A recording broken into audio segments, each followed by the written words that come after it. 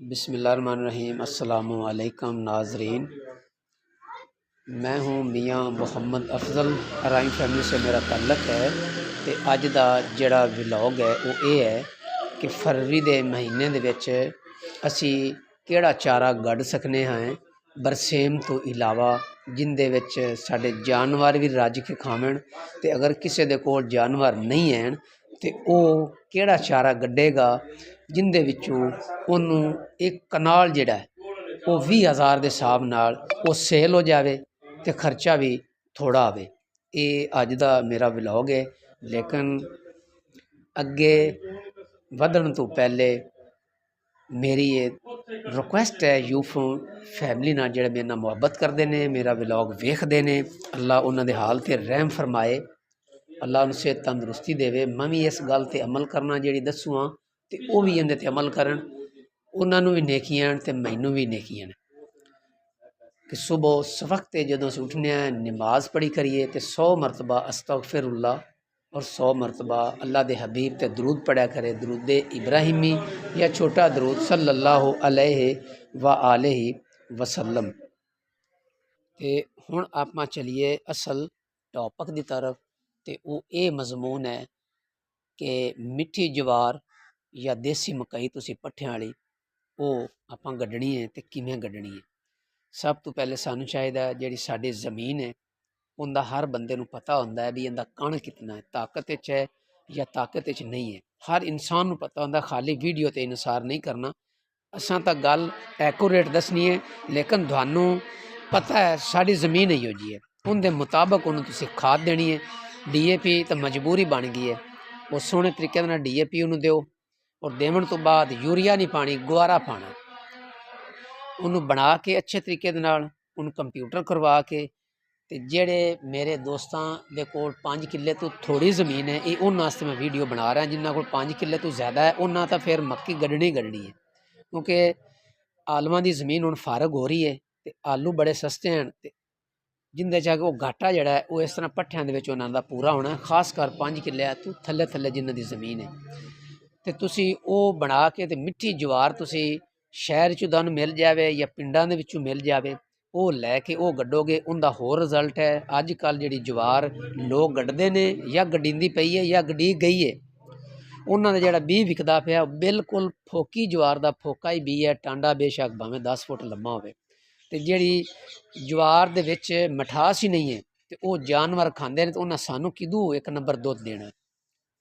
लिहाजा मिट्ठी ज्वार लभो। अलहमदुलिल्लाह मेरे को 1 एकड़ का मिट्ठी ज्वार का बीज है जिहड़ा मैं पिछले साल बनाया 2025। अलहमदुलिल्लाह ऐदकी मैं गणना तो वाफर मिकदार हो जाना, तो फिर मैं अपना नंबर दे के ते आवाम नूं आखना भी हुण मेरे को मिट्ठी ज्वार तुसीं लै सकदे ने। दूसरी ज्वार तकरीबन 99% ज्वार मिट्ठी नहीं लभ रही, बहुत घट मिलेगी और तुहानूं पिंडां चों मिलेगी।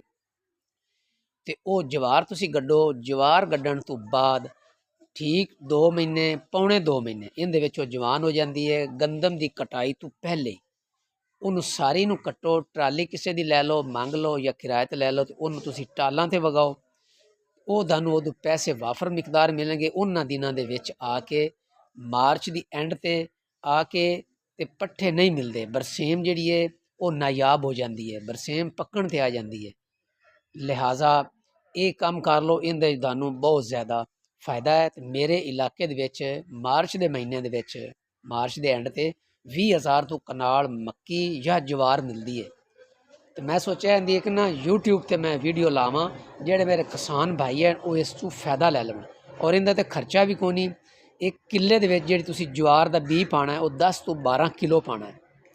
10 तो 12 किलो क्यों पाना है? क्योंकि असीं फरवरी के महीने च गढ़दे पे। अदरवाइज इहदा बीज पैंदा है 1 कनाल दे विच 1 किलो ते 8 किलो बीज। लिहाजा 3-4 किलो से ज़्यादा बीज पावना है। कोई मिस हो जाता है, बीज सही नहीं मिलता, बीज रह जाता है, वो तां करके मैं तुहानूं क्या है भी 10 तो 12 किलो मस्ट बीज पाना है। तो ये महंगा भी मुड़ एडा कोई नहीं है। मेरे इलाके दे जिहड़ा इस टाइम मिलता पिया वो 200 रुपये किलो है। तो हुण तुसीं अंदाज़ा ला लो 12 किलो पाओ तो 2400 रुपये का बीज है, प्लस उहदे तुहाडे हल वगैरह ने या DAP की बोरी कितना खर्चा है। 1 एकड़ की जिहड़ी इनकम है अलहमदुलिल्लाह वो 1,60,000 है। 20,000 के हिसाब नाल असीं वेची है, तो मैं वही गल कर रहा। 10,000 नहीं 15 नहीं 20,000 के हिसाब नाल। इस वास्ते ना होने के बराबर खर्चा है।